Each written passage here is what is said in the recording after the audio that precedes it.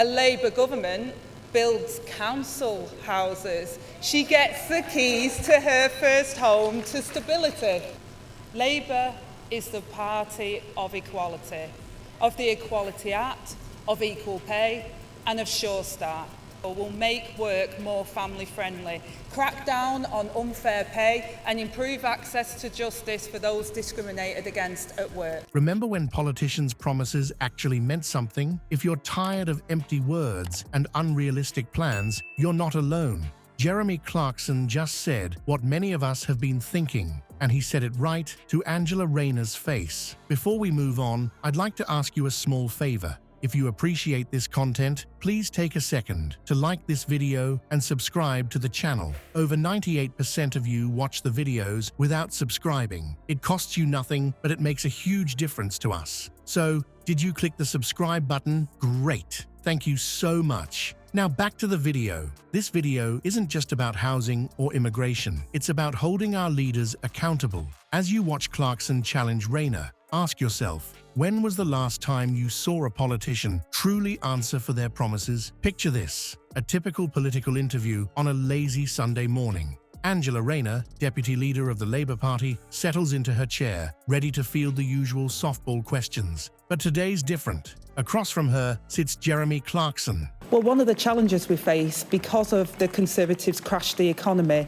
and the situation we're going to inherit is that we won't be able to reverse everything that the Conservatives have done over the last 13 years. The house building that I'm proposing at the start of conference that we'll be announcing more this week is about actually giving people secure futures and making sure that we can tackle things like child poverty. But we've had 13 years of Conservative failure, a crashed economy, so we're going to inherit a very difficult programme if we were lucky enough to win the next general election, and therefore we're realistic about what we're able to achieve, but we will change Britain for the better. The man best known for his quips about cars and his disdain for political correctness. As the cameras roll, Rayner's confident smile begins to fade. Clarkson isn't here to discuss Top Gear reruns or his latest farming mishaps. He's armed with facts, figures, and a razor-sharp focus on Labour's housing policy. The atmosphere in the studio shifts, tension crackling like static electricity. Rayner's dismissive attitude is palpable.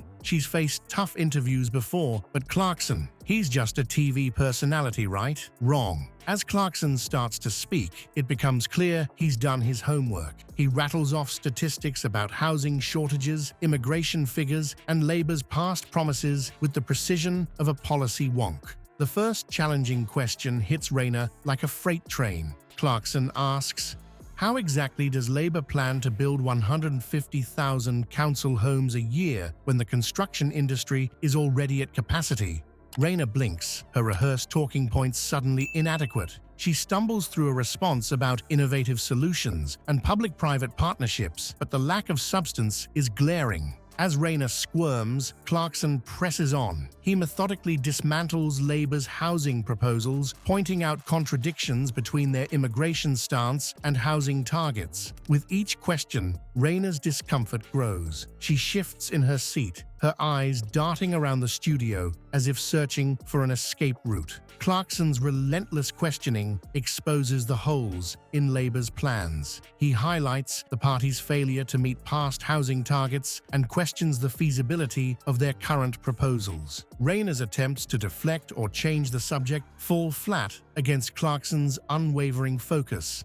As the interview progresses, a remarkable shift occurs. The power dynamic in the room has flipped. Clarkson, the outsider, has gained the upper hand. Rayner, representing the political establishment, finds herself on the defensive, struggling to maintain credibility. It's a David and Goliath moment, with the unlikely hero emerging victorious. With Rayner on the ropes, Clarkson zeroes in on the heart of Labour's housing crisis. He's about to expose a mathematical impossibility at the core of their plans, one that could shatter public trust. How did Labour's number crunchers miss this glaring flaw? Clarkson's relentless questioning reveals a stark contradiction between Labour's immigration stance and their housing targets. He points out that while the party advocates for increased immigration, they've failed to account for how this influx will impact their already ambitious housing goals. Rayner's attempts to deflect are painfully obvious. She tries to steer the conversation towards the Tories' failings, but Clarkson isn't having it. The interview reaches a crescendo when Clarkson asks Rayner to explain how Labour plans to fund their massive house-building program. Her response is a jumble of buzzwords and vague promises. The look on her face says it all. She's out of her depth. This moment of incoherence becomes the clip that dominates social media in the hours following the interview.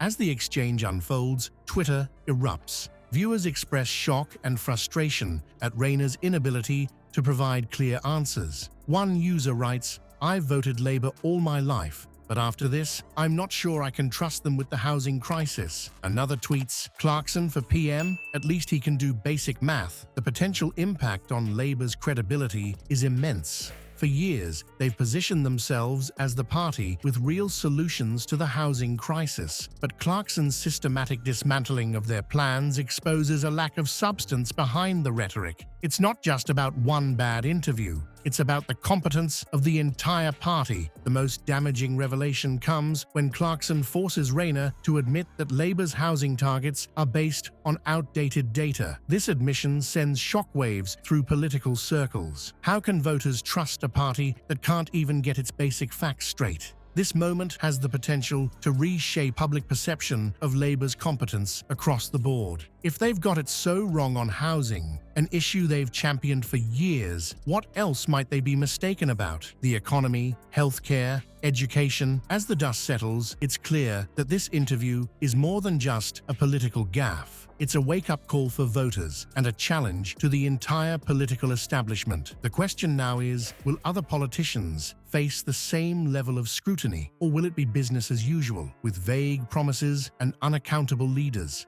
Clarkson's unexpected triumph over Rayner marks a turning point in British political discourse. His methodical dismantling of Labour's housing plans exposed not just policy flaws, but a deeper issue of accountability in UK politics. This wasn't merely a car enthusiast catching a politician off guard. It was a wake-up call for voters and a challenge to the political establishment. The landscape of political accountability is shifting. No longer can politicians hide behind rehearsed talking points and vague promises. The public's appetite for authenticity and direct engagement with complex issues is growing. Clarkson's approach, while unconventional, resonated with viewers tired of political doublespeak. As we reflect on this pivotal moment, questions arise about the future of political discourse in Britain. Will we see more non-traditional voices entering the political arena? How will established politicians adapt to this new era of heightened scrutiny? And perhaps most importantly, will this lead to a more informed and engaged electorate, capable of holding their leaders to account? The aftermath of Clarkson's interview with Rayner may well be a catalyst for change in how politics is conducted and consumed in the UK. It's a reminder that sometimes the most effective challenges to the status quo come from unexpected quarters. As voters, we must now ask ourselves, are we ready to demand this level of accountability from all our political leaders?